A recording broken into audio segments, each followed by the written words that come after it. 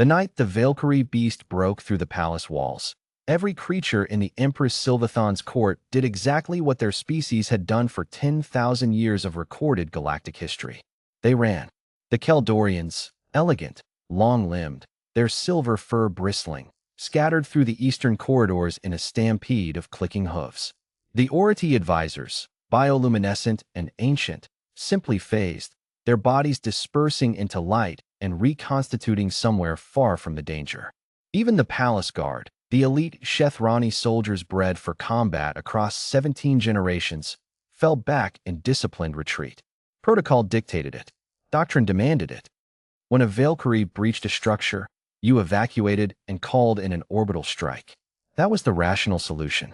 That was what every civilized species did. Every civilized species except one. Marin Ose heard the impact from the East Servant's wing. The sound wasn't like thunder. It was beneath thunder, a sub-frequency groan that she felt in her molars before her ears processed it. She was 31 years old, a human from the Accra coastal territories, and she had worked in the Empress's household for 6 years as a care attendant for the royal children. Her official title was Nurturer of the Small, which had made her laugh the first time she'd heard it translated. She wasn't laughing now. The emergency lighting kicked on, a deep amber that turned the corridor into something like firelight, and her comm buzzed with the palace-wide evacuation tone. She was already moving before the tone finished its second cycle, not toward the exits, but against the flow of panicking bodies, toward the royal nursery. A Keldorian servant grabbed her arm as he passed. The outer doors are open, human. Run. The children, Marin said. He stared at her with those enormous amber eyes, pupils fully dilated, the biological signal of absolute terror. And then he was gone, hooves clattering.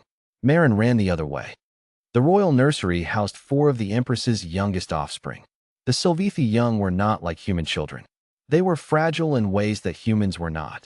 Their thermoregulation immature, their sensory processing overwhelming without a caretaker's calming biochemical presence, but they were also incapable of operating the emergency mag seals on their own. The locks required adult handprints. Sylvithi handprints, specifically, or, as a secondary authorization, those of registered household staff.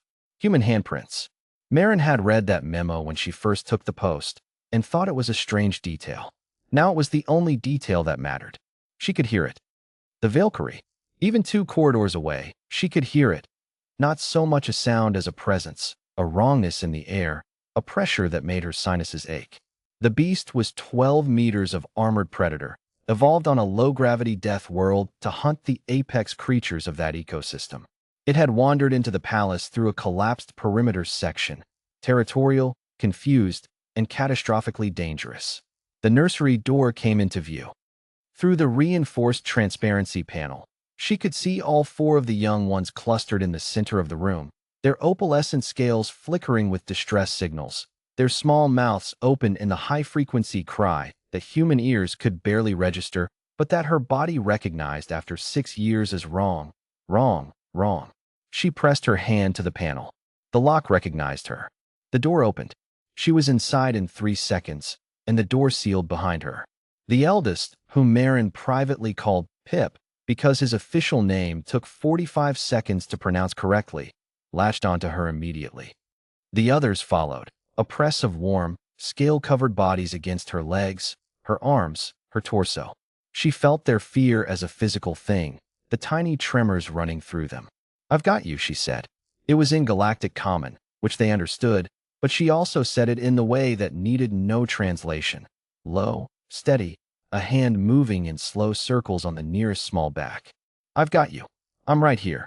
The palace shook again. Closer. She looked around the nursery with the specific, tunnel vision clarity that humans sometimes accessed under extreme duress. Her brain was doing something strange and useful, cataloging the room not as it normally appeared, but as a problem to be solved. Exits. 1 main door, now sealed.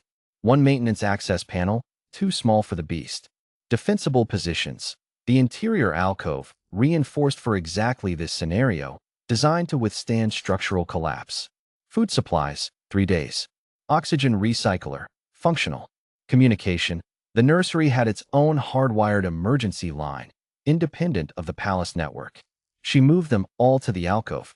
It took less than 90 seconds because she'd run the drill with them 17 times.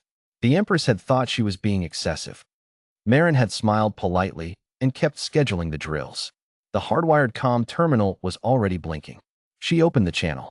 This is Nurturer Marin Osei. Household registration Osei, 7741. I am in the royal nursery with all 4 primary children.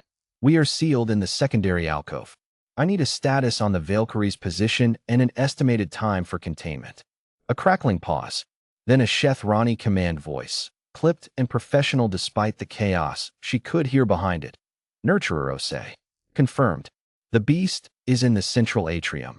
It has followed the pheromone trails from the evacuation. Containment estimate is 40 minutes. Possibly longer. 40 minutes. Marin did the math without meaning to.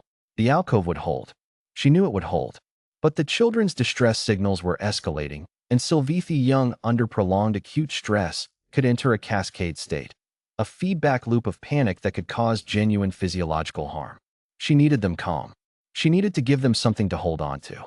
She sat down on the floor of the alcove, back against the wall, and arranged them around her the way she had on 100 quiet evenings. Pip tucked under one arm, the twins against her sides.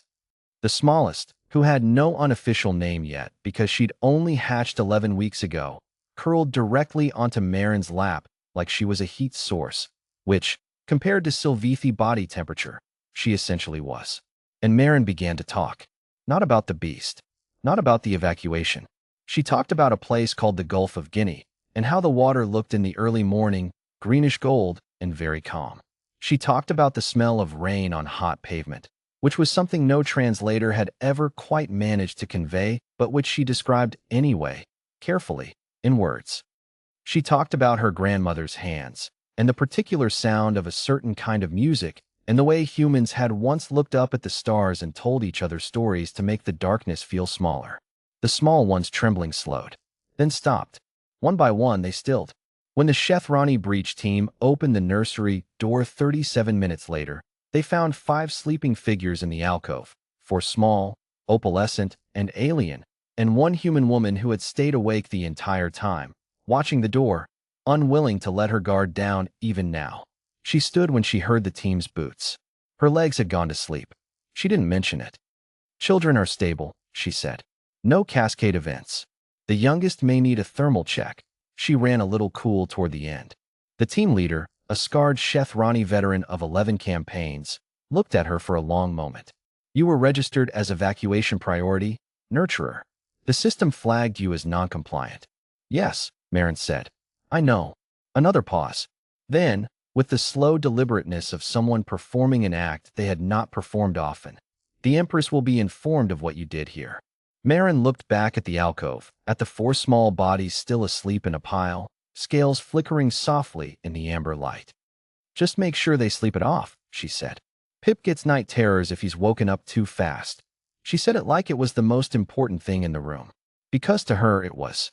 In the 10,000 years of the Galactic Compact's recorded history, xenopsychologists had identified 47 species capable of what was termed chosen vulnerability, the willingness to place oneself in danger not for kin, not for material gain, not for social status, but for something harder to quantify. Humans were not on the original list. After the night of the Valkyrie breach, the Empress Sylvathon commissioned a revision. She also commissioned a new title.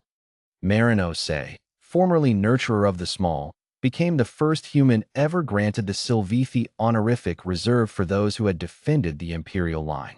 Translated loosely, it meant, she who did not run.